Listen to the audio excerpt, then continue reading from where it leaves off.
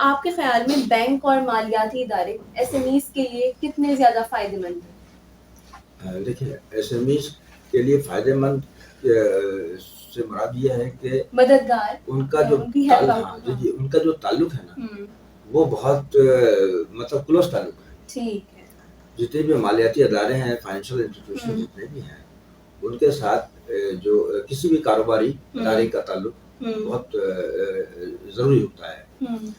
क्योंकि जितने भी लेन-देन के मामलात होते हैं, चाहे फाइनेंशियल ट्रांज़ैक्शन है, वो भी बैंक के ज़रिए ही होते हैं और जो फाइनेंशियल उनकी नीड होती है, चाहे उसमें किसी किस्म का प्रोडक्ट हो, एक लॉन्ग टर्म फाइनेंसिंग है या शॉर्ट टर्म फाइनेंसिंग है, डिफरेंट लीजिंग है, उसके अलावा आपके जो रनिंग फाइनेंस है, ये तमाम चीज़ें एक तो हम ये कहते हैं कि बहुत मिनिमम रेट के ऊपर जो है उसको दिया जाए।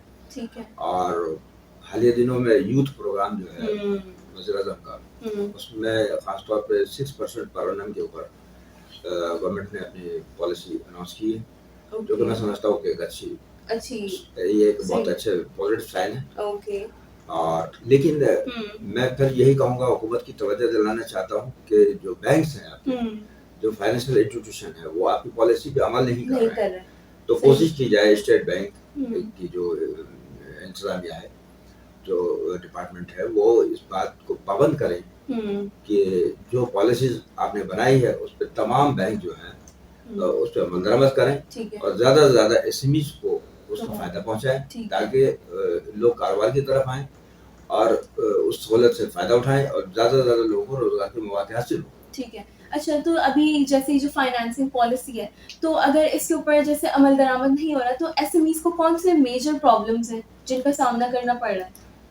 देखिए, एसएमई फाइनेंशियल नीड को जब उसको नहीं कर पा रहे हैं या उसमें हर्डल्स आ रहे हैं, मुश्किलात आ रही हैं, तो जो लोग ख़ास तौर पे में नए कारोबार करने वाले लोग आते हैं या कारोबार करना चाहते हैं, तो उनके लिए तो बड़ी मुश्किलात है। कि जब उनके पास फंड ही नहीं है, पैसे नहीं है, उनके पास बिज़नेस प्लान बहुत अच्छा है, वो बहुत कुछ कर सकते हैं, बड़े टैलेंटेड लोग हैं, लेकिन फाइनेंस ना होने की वजह से वो किसी बिज़नेस की तरफ नहीं आ पा रहे हैं, तो उनके लिए बड़ी एक रुकावट बनी हुई है। बिल्कुल। तो उनकी जो फाइनेंशियल नीड है, अगर उसको पूरी की जाएगी, तो वो ज़्यादा से ज़्यादा कारोबार आसानी से कारोबार की तरफ आ सकेंगे। तो ये जो बेरोज़गारी इतनी हमारी बढ़ रही है, बेरोज़गारी बढ़ने का मतलब ये है कि फिर आप देखें कि इससे बहुत सारे क्राइम भी हमारे यहाँ इश्यू आते हैं। तो ये सारी जो चीज़ें हैं, इनको देखने की ज़रूरत है, बड़ी चीज़ों को एड्रेस करने की ज़रूरत है।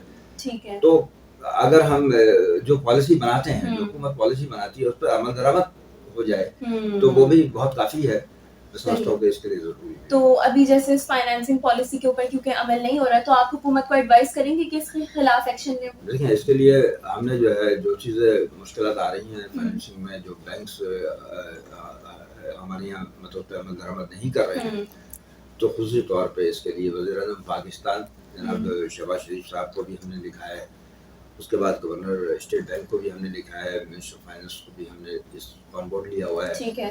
और इस सिलसिले में हम कोशिश कर रहे हैं कि जो भी बैंक्स उनको पाबंद किया जाए इस बात के लिए कि जो भी पॉलिसी सहूलत जो हुकूमत देना चाहती है या बना रही है, उस पे अमल दरामद करें और ज़्यादा से ज़्यादा लोगों को सहूलत मुहैया करें।